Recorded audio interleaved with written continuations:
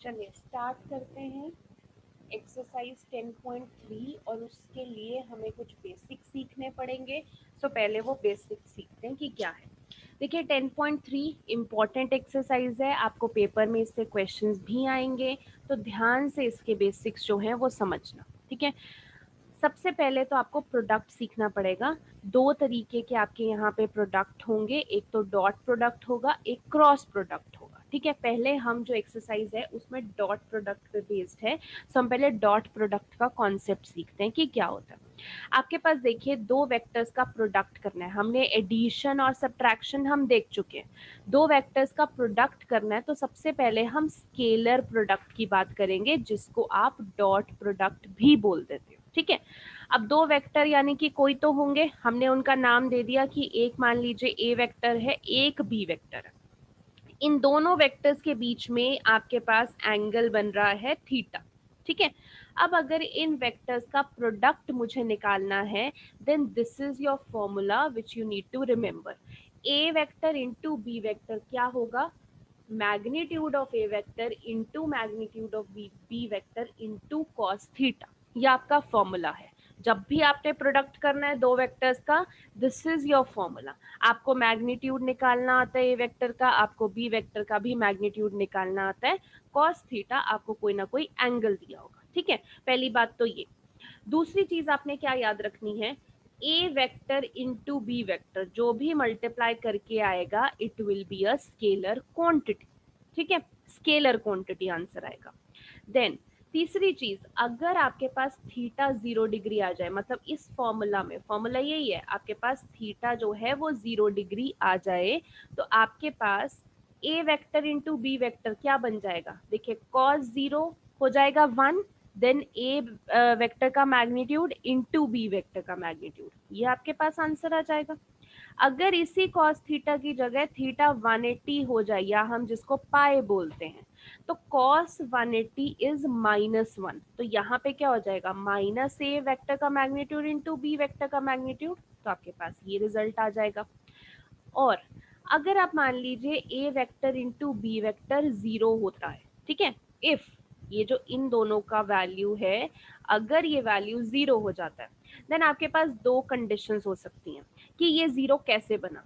या तो ए वेक्टर ही 0 होगा तो 0 बन गया, या बी वेक्टर 0 होगा तो 0 बन गया, या फिर दूसरी कंडीशन क्या होगी कि अगर कॉस थीटा 0 हुआ तो ये जो वेक्टर है ये आपके पास आ सकता है 0, यानी कि थीटा यहाँ पे कितना हो जाएगा, कॉस थीटा 0, तो कॉस 0 कहाँ पे होता है, 90 डिग्री पे, तो यहाँ से मैं थीटा निकाल सकती हूँ 90 डिग्री। यानी कि मैं यहाँ पे एक कंडीशन और लगा सकती हूँ कि इस केस में अगर थीटा 90 डिग्री आता है तो ए वेक्टर और बी वेक्टर आपस में परपेंडिकुलर है, ठीक है। तो यहाँ से आपने एक और रिजल्ट निकाल लिया कि अगर cos थीटा 0 है तो cos 0 कब होता है, 90 डिग्री पे, तो थीटा 90 डिग्री है, तो अगर थीटा 90 डिग्री है तो वहां पे ए वेक्टर और बी वेक्टर परपेंडिकुलर होते हैं, ठीक है।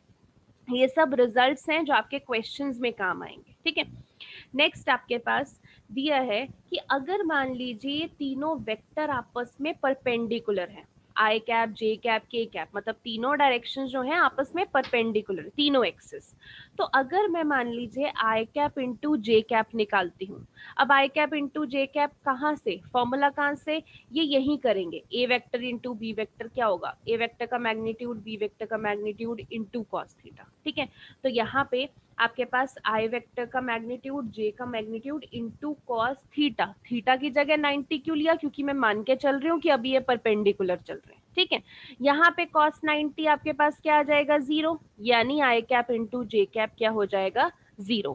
तो यहाँ से हमने एक रिजल्ट निकाला है कि आई कैप इंटू जे कैप वो भी 0 आएगा, जे कैप इंटू के कैप वो भी 0 आएगा, के कैप इंटू आई कैप वो भी 0 आएगा। कब, अगर वेक्टर्स आपस में परपेंडिकुलर हैं तो अगर आपको कभी क्वेश्चन आ जाता है कि वेक्टर्स आपस में परपेंडिकुलर हैं तो उनका प्रोडक्ट करोगे तो आपके पास आंसर 0 आता है, ठीक है। दूसरी चीज कि अगर मैं यहाँ पे एंगल लेती हूँ 0 डिग्री, थीटा की जगह 0 डिग्री। जब 90 लिया तो हमने देखा कि दो वेक्टर्स को मल्टीप्लाई करेंगे तो आंसर 0 आता है। बट अगर मैं यहाँ पे थीटा की जगह 0 डिग्री लेती हूँ तो यहाँ पे cos 0 इज व्हाट 1 हो गया, ठीक है। But I cap into I cap, ये भी एक नई चीज सीखिए। जब आप आई कैप इंटू आई कैप करते हैं या जे कैप इंटू जे कैप करते हैं, के कैप इंटू के कैप करते हैं, आपका आंसर 1 आता है। दोनों को मल्टीप्लाई करेंगे तो 1 आता है, ठीक है। तो इसीलिए cos 0 भी आपके पास 1, इन दोनों को मल्टीप्लाई करके भी आपके पास 1, 1 इंटू 1 1। यानी अगर मैं थीटा 0 डिग्री लेती हूँ तो आई कैप इंटू आई कैप 1 होता है। ऐसे ही मैं निकाल सकती हूँ जे कैप इंटू जे कैप भी 1 होगा। ऐसे निकाल सकती हूँ के कैप इंटू के कैप भी 1 होगा, ठीक है। तो हमने दो रिजल्ट यहाँ पे देखे कि अगर थीटा 90 है तो दो वेक्टर्स को मल्टीप्लाई करके 0 आता है, अगर थीटा 0 है तो दो वेक्टर्स को मल्टीप्लाई करके 1 आता है, ठीक है। और एक चीज जो आपको क्वेश्चन की कैलकुलेशंस में बहुत काम आएगी, कभी भी दो सेम वेक्टर्स को आप मल्टीप्लाई कर रहे हो, जैसे ए वेक्टर इंटू ए वेक्टर, तो उसका रिजल्ट ए वेक्टर के मैग्नीट्यूड का स्क्वायर होता है, ठीक है। ये आपके कैलकुलेशंस में काम आएगा, ओके। नेक्स्ट चीज आपको एंगल वाला, वेरी इंपॉर्टेंट फॉर्मूला, क्योंकि आपको ये बहुत काम आने वाला है। अगर मुझे दो वेक्टर्स के बीच का एंगल निकालना है तो मैं कैसे निकालूंगी? फॉर्मूला है cos theta is equal to A vector into B vector upon A vector का मैग्नीट्यूड इंटू बी वेक्टर का magnitude. This is your formula. इसको हम cos को उधर भी जाके ऐसे भी निकाल सकते हैं, बट ज्यादातर हम फॉर्मूला इस वे में यूज करेंगे, ओके। सो ये आपके बेसिक्स हैं जो आपके इस एक्सरसाइज में यूज होंगे। ये जो रिजल्ट्स हैं अब कैसे कैसे यूज होंगे हम क्वेश्चंस में देखते जाएंगे। बाकी आपके पास कुछ प्रॉपर्टीज हैं डॉट प्रोडक्ट की, जैसे कॉम्यूटेटिव प्रॉपर्टी, मतलब अगर मैं दो वेक्टर्स को मल्टीप्लाई करती हूँ तो मैं चाहे a इंटू बी वैक्टर करूँ या चाहे b इंटू ए वैक्टर करूँ, आंसर मेरा सेम ही आता है, ठीक है। तो प्रोडक्ट में भी आपने याद रखना है, जैसे मैंने आपको एडिशन में भी बताया था, वैसे ही प्रोडक्ट में आपके पास a into B is equal to B into A रहेगा। ऐसी आपके पास डिस्ट्रीब्यूटिव प्रॉपर्टी है, मतलब अगर मैं b प्लस सी वैक्टर करके a से मल्टीप्लाई करूँ या मैं a into B vector plus a into C vector करूँ, आंसर मेरा सेम ही आने वाला है। यानी डिस्ट्रीब्यूटिव प्रॉपर्टी भी आपकी यहाँ पे अप्लाई होती है। ये सब आपके एमसीक्यू में क्वेश्चन आएंगे, ठीक है। देन आपके पास आता है स्केलर प्रोडक्ट, मतलब अगर मैं देखिए दो वेक्टर्स को मल्टीप्लाई करना है, मान लीजिए आपके पास a vector into B vector चल रहा है और आपको किसी k कांस्टेंट को इसके साथ मल्टीप्लाई करना है, तो आप किस किस तरीके से मल्टीप्लाई कर रहे हो, मैं आपको तीन तरीके बताती हूँ। या तो आप k को a वेक्टर से मल्टीप्लाई कर दीजिए और फिर बाद में उसको इंटू बी करिए, ये भी सही है। या फिर आप k को b वेक्टर से मल्टीप्लाई कीजिए बाद में इंटू a वेक्टर करिए, ये भी सही है। या फिर पहले a और b वेक्टर को मल्टीप्लाई कर लीजिए फिर k के साथ कांस्टेंट के साथ मल्टीप्लाई कीजिए, ये भी सही है। जैसे हम नॉर्मल मल्टीप्लिकेशन करते हैं, बस उसी चीज को मैं आपको वेक्टर की फॉर्म में समझा रही हूँ कि आप तीनों तरीकों में से किसी तरीके से भी मल्टीप्लाई कर सकते हो, ठीक है। नेक्स्ट आपके पास कॉन्सेप्ट है projection of a vector on a line. अब ये कॉन्सेप्ट भी आपका यूज होता है कि वेक्टर की प्रोजेक्शन ऑन अ लाइन कैसे होगी। देखिए अगर आपके पास मान लीजिए ये ए बी वेक्टर है, ठीक है, यहाँ से आपके पास ये रेज पड़ रही है, मान लीजिए ऐसे ऐसे रेज पड़ रही है ऊपर से, ये ए बी वेक्टर है। आप मान लीजिए कि इस वेक्टर की इमेज क्या बन रही होगी, तो ये जो वेक्टर है इसकी इमेज ये बन रही होगी एल लाइन पे, ये ए सी वेक्टर बन रही होगी, किसकी? ए बी वेक्टर की इमेज यहाँ ए सी वेक्टर बन रही होगी, ठीक है। अब अगर मैं दो टर्म की यहाँ पे बात होगी, एक तो प्रोजेक्शन टर्म होती है, एक होता है प्रोजेक्शन वेक्टर, ठीक है। अब अगर मैं बात कर रही हूँ प्रोजेक्शन की, देन मैं बात कर रही हूँ कि इस ए बी की जो इमेज बन रही है ये ए सी, उस ए सी की लेंथ क्या होगी। प्रोजेक्शन का मतलब क्या होता है कि ए सी की लेंथ, यानी जो इमेज बन रही है उसकी लेंथ क्या होगी। तो इस ए बी की इमेज ये ए सी बन रही है और ए सी की अगर मुझे लेंथ निकालनी है then we have a formula, कैसे? ए बी का मॉड इंटू कॉस थीटा, ठीक है। ए बी वेक्टर उसका मॉड इंटू कॉस थीटा, ये फॉर्मूला है। या फिर अगर मैं ए बी वेक्टर को नाम दे देती हूँ स्मॉल ए वेक्टर, ये सिर्फ नाम दिया, फॉर्मूला में कुछ डिफरेंस नहीं आया, ठीक है। तो ए बी वेक्टर को मैंने नाम दिया स्मॉल ए इंटू कॉस थीटा। इस तरीके से हम लेंथ ऑफ AC निकाल सकते हैं, यानी प्रोजेक्शन निकाल सकते हैं। ठीक है, थीटा क्या है जो यहाँ पे बन रहा होगा, आपको क्वेश्चन में दिया होगा। ठीक है, दूसरी चीज आती है मेरे पास प्रोजेक्शन वेक्टर। देखिए, जब प्रोजेक्शन था यानी सिर्फ AC की लेंथ थी, जो उस इमेज की लेंथ थी। जब प्रोजेक्शन वेक्टर है यानी उसका वेक्टर निकालना है, जो इमेज बनी उसका वेक्टर, इसीलिए मैंने ऊपर एरो डाला। ठीक है, AC वेक्टर, और इसका फॉर्मूला क्या होता है, AB into cos theta into P of unit vector. P क्या है, देखिए ये चल रहा है, ये वाला वेक्टर जो आपका AC की तरफ जा रहा है, ये P का यूनिट वेक्टर आपको निकालना है। ठीक है, ज्यादा नहीं समझ में आ रहा, कोई बात नहीं, ये कॉन्सेप्ट जब क्वेश्चन करेंगे तो आपको बहुत ही आसान लगेगा। करना कुछ नहीं है, बस फॉर्मूला एक लगाना है। जैसे पीछे आपने यूनिट वेक्टर सीखा था, आपने मॉड्यूलस निकालना सीखा था। ठीक है, ऐसे ही अब इसमें भी आप 2-4 फॉर्मूलाज लर्न कर लोगे और उतने ही सिंपल क्वेश्चंस हैं, कुछ मुश्किल नहीं है। ठीक है, तो इतना तो इंट्रोडक्शन था, थोड़ा बहुत भी समझ आया बहुत है, क्योंकि जब क्वेश्चन करेंगे सब समझ में आ जाएगा। अभी 10.3 एक्सरसाइज देखिए, अब क्वेश्चंस पे थोड़ा इंप्लीमेंट करके देखते हैं। जैसे क्वेश्चन नंबर 1 है, find angle between two vectors A and B. दो वेक्टर है, मुझे उनके बीच में एंगल निकालना है, और बोला है कि मैग्नीट्यूड ए का 3 है और बी का 2 है, respectively having A vector into B vector is equal to √6। ठीक है, ये वैल्यूज दे रखी है।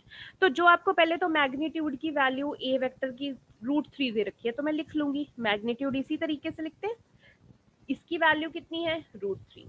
बी वेक्टर का मैग्नीट्यूड 2 है, और आपको ये भी इंफॉर्मेशन क्वेश्चन में दे रखी है। ठीक है, अब जब भी बात की है एंगल की, मैंने आपको थ्योरी में बताया एंगल निकालना है, then this is your formula. बस ये फॉर्मूला आपने लगा देना है। फॉर्मूला क्या कहता है, cos theta is equal to a into B vector upon a modulus into B modulus. ठीक है, तो आपने cos थीटा देखिए एज इट इज लिख दिया, A vector into B vector, इसका आंसर तो क्वेश्चन में ही दे रखा है √6, तो मैंने यहाँ पे √6 लिख दिया। नीचे आपके पास ए वेक्टर का मॉड्यूलस। ठीक है, अब ए वेक्टर का मॉड्यूलस वो भी क्वेश्चन में दे रखा है √3। यहाँ पे बी वेक्टर का मॉड्यूलस भी क्वेश्चन में दे रखा है 2। तो मैंने क्या किया, अब इसको कैंसिल करना है, तो पहले √6 के फैक्टर बना लिए, √3 इंटू √2, तो मेरा नीचे √3 से ये √3 कैंसिल हो गया। ठीक है, ऊपर एक √2 से यहाँ पे जब एक √2 कैंसिल हो जाएगा तो नीचे एक √2 भी तो बचेगा, 2 में 2 √2 होते हैं, तो आपके पास आंसर 1/√2 आ गया। यानी cos थीटा की वैल्यू आपके पास 1/√2 आ गई, बट मुझे थीटा निकालना है, तो ये cos उधर जाके क्या बन जाएगा, cos इनवर्स। अब मुझे बताना पड़ेगा कि cos 1/√2 कौन से डिग्री पे होता है, तो 45 डिग्री पे होता है, यानी थीटा की वैल्यू 45 डिग्री यानी कि π/4 आ गई। ठीक है, किया क्या इस क्वेश्चन में, क्या पता होना चाहिए था, ये वाला फॉर्मूला, एंगल निकालने का फॉर्मूला। ओके, नेक्स्ट क्वेश्चन देखिए, find the angle between the vectors. ये वेक्टर और ये वेक्टर, इनके बीच का एंगल निकालना है आपको। ठीक है, अब एंगल निकालना है, फॉर्मूला कोई नया तो इन्वेंट करेंगे नहीं, एक ही फॉर्मूला है वही लगा रहे हैं। अब फॉर्मूले पे पहले अगर मैं सीधा जाऊं तो देखो ये फॉर्मूला आपका यूज, ठीक है, अब यही फॉर्मूला लगाएंगे। अब बात ये है कि क्वेश्चन में पिछले क्वेश्चन की जैसे डायरेक्ट वैल्यूज नहीं दे रखी कि आप पुट कर दो, आपको निकालनी पड़ेंगी। कोई बात नहीं, निकाल लेते हैं। दो वेक्टर दे रखे हैं, पहले तो दोनों को नाम दे दो, ए वेक्टर बी वेक्टर, नाम दे दिया। अब फॉर्मूला में गए, फॉर्मूला में देखा कि ए वेक्टर और बी वेक्टर तो है, बट आपके पास a इंटू बी वेक्टर नहीं है, वो तो अलग अलग दे रखे हैं ना, ए वेक्टर इंटू बी वेक्टर, तो मुझे ए वेक्टर इंटू बी वेक्टर का आंसर भी निकालना पड़ेगा। तो पहले मैं ए वेक्टर इंटू बी वेक्टर का आंसर निकाल लेती हूँ कि क्या आता है। देखिए आपके पास ये रहा ए वेक्टर, ये रहा बी वेक्टर। अब मल्टीप्लीकेशन भी कैसे करते हैं, देखो आई कैप के साथ आई कैप, यानी इधर आई कैप के साथ क्या है 1, 1 इंटू 3, तो क्या लिखा 3। अब फिर प्लस लिखना है, अगला -2 इंटू -2 यानी 4, तो +4 लिखा, फिर से प्लस, अब के वालों को करेंगे 3 इंटू 1, तो क्या आया 3, तीनों को ऐड कर दो, ये हो गए आपके दो वेक्टर मल्टीप्लाई। ठीक है, चलो ऊपर वाले का आंसर आ गया। अब डिनोमिनेटर में क्या है, a modulus into B modulus, यानी पहले तो a मॉड्यूलस निकालना पड़ेगा। बहुत सिंपल है, फॉर्मूला क्या होता है a मॉड्यूलस का, x² + y² + z² under the root. तो यहाँ पे x क्या है 1, y क्या है -2, z क्या है 3, तीनों का स्क्वायर किया, सॉल्व किया, ये आ गया मॉडुलस। ऐसे b मॉडुलस निकालना है तो क्या होगा, X square Y square Z square, तीनों को प्लस कीजिए। b में देखिए ये रहा आपके पास 3x, y की वैल्यू -2, z की वैल्यू 1, आपके पास b मॉडुलस भी आ गया। अब आपको क्या बोला है, a modulus into B modulus कीजिए, तो यहाँ पे वैल्यूज डालनी शुरू करते हैं। पहले तो a इंटू बी का जो प्रोडक्ट है वो आपका 10 आया, a मॉडुलस की वैल्यू √14, b मॉडुलस की वैल्यू √14, तो यानी √14 इंटू √14 14 हो जाएगा।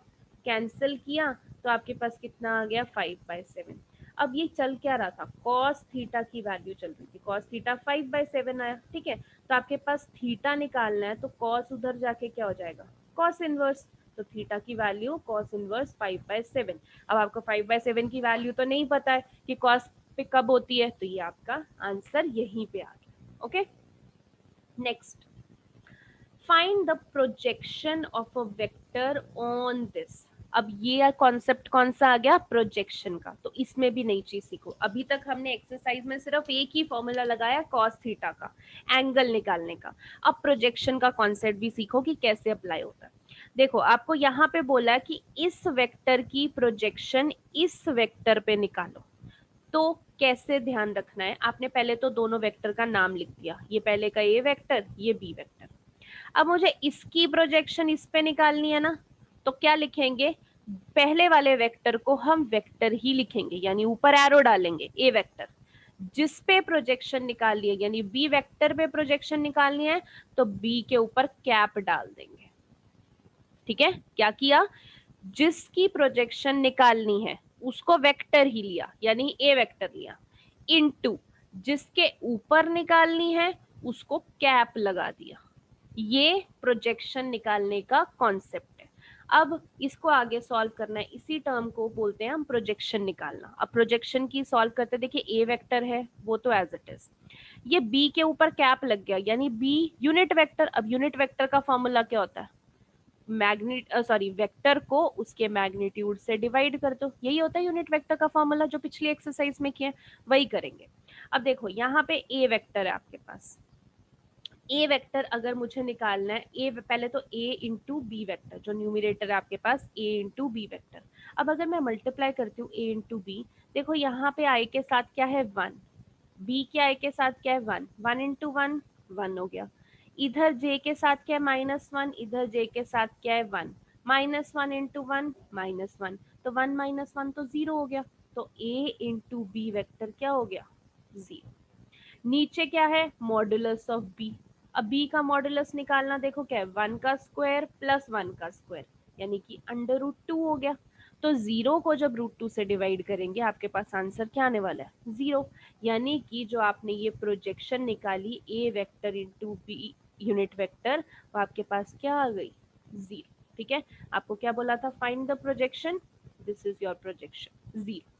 ओके, नेक्स्ट, अब इसी कॉन्सेप्ट को एक बार दोबारा से देख लेते हैं, अगर आपको कंफ्यूजन होगी। फोर्थ क्वेश्चन में फाइंड द प्रोजेक्शन, फिर से आपको प्रोजेक्शन निकालनी है। एक वेक्टर दे रखा है, दूसरा वेक्टर दे रखा है।